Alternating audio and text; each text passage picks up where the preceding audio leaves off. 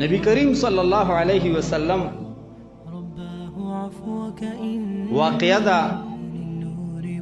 بخاری شریف مسلم شریف وغیرہ مختلفو کتابونو دی احادیثو راغستی دا نبی کریم صلی الله علیه وسلم با مازیګر ټیم کې دی بیبیانو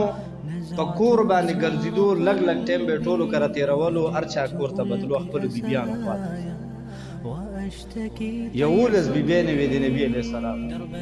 و د نبی علیه السلام په ژوند باندې وفات شوي او نه اکونډې به پاتې شي یو ځل نبی کریم صلی الله علیه وسلم زینب رضی الله تعالی عنها کور ته ورغی نو زینب رضی الله تعالی عنها هغه به نبی علیہ السلام له د شاتو شربت جوړولو نبی کریم صلی الله علیه وسلم خوخو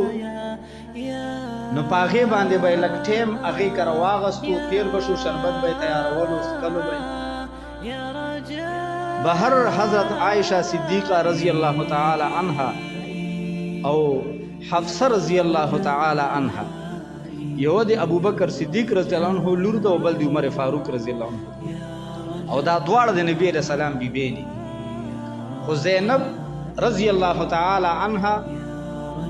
اغم د نبی علیہ السلام بیبی د نو خپلو کې بنی دي نو هغه د بنیوالی هغه انسانی هغه فطرت دې چې یو بنه بلې بنې تا بدنیتی پکې رضی نو زینب رضی الله تعالی عنها کر نبی علیہ السلام ټیم لګ ډیر تیرول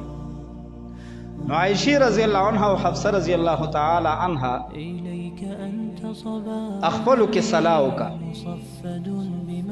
اخپلو کې دا صلاو کا چې نبی علیہ السلام د زینب د کور نه روزي نو کوما سره مخ کې ملاو شو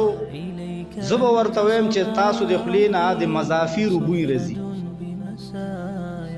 او کو تاسو سره ملاو شو نو تو ورته ویا او نبی علیہ السلام طبیعت داسې و چې ډیر نرم طبیعت والا انسان او د پاک طبیعت والا انسان دا مزافیر په غزه کې په عربو کې یو بوټي وو د شاتو مچي بچ کله په دغه بوټي کې ناشتي او د هغې نه به بیا شات جوړ شو نو بیا به شاتو کې یو بوی غونته راغی هغې به بد بوی کول نو موږ به نبي علیه السلام ته وایو چې تاسو جي مزافیر مو خوړلي دي که څنګه نو او د دې وجه نه زینب کره دا د شاتو شربت سکي دا به پرېږدي نو چې نبي علیه السلام راووتو حفصہ رضی اللہ عنہ ورسره ملاو شه ورته وی دی الله رسول صلی الله علیه وسلم آیا تاسو مزافیر خوړلي دي ورته وی نه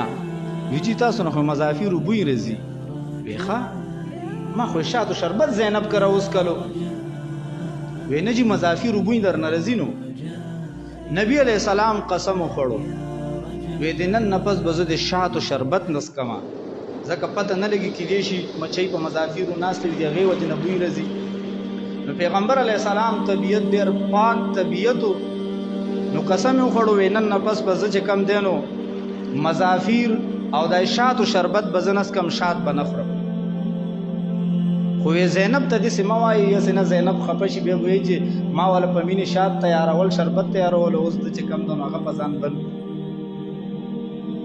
چې کله په ځان باندې شات بند کو د شاتو شربت بند ادوشتمی سپاری سور تحریم اولنے آیت یا ایوہ النبی اللہ پاک جبریل علیہ السلام رواستول وحی راوڑ جبریل امین ورتوی یا ایوہ النبی لم تحرم ما احل اللہ لک تبتغی مرضات ازواجک اے نبی صلی اللہ علیہ وسلم لم تحرم ولت حراموي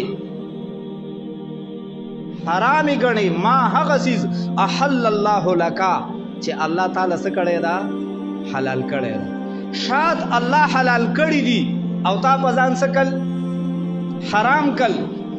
ولی تبتغي مرضات ازواجك ته د بیبیانو رضا کول دغه خوشحالي هغه لټوي چې بیبیانې د خوشحالي شي. حفصه او عائشه خوشاله وي، حلال سیز د پزان باندې حرام کو. نبی کریم صلی الله علیه وسلم زر چې آیات نازل شوی ته وراشي کیسه صدا څه خبره ده تاسو څه منسوبه مو جوړه کړی ده؟ وحی په ذریعه سره ورته ویلې شو چې دا منسوبه وا. لاړو حفصه ته خبر اخکاره کس کیسه ده. هغه وی چې ما وحشي صلاح کړی و دې د لاسه چې تاسو به زینب کر ټیم ډیر تیرولو، مونږ کر ټیم کم نو مونږ وی چې دې کر ټیم ډیر تیروي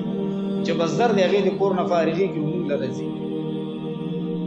مونږ دغه صلاح کړی و د مضافي ربوی نه تاسو د خلین نه نت وی خطا سودا کیسه کړی و پشیشا. بهر حال خبر او د خو صرف مطلب مې پکې دا درونو چې پیغمبر علیه الصلاۃ والسلام غونته هستی دیغه غونته اولو العزم او لوی پیغمبر امام الانبیاء علیه السلام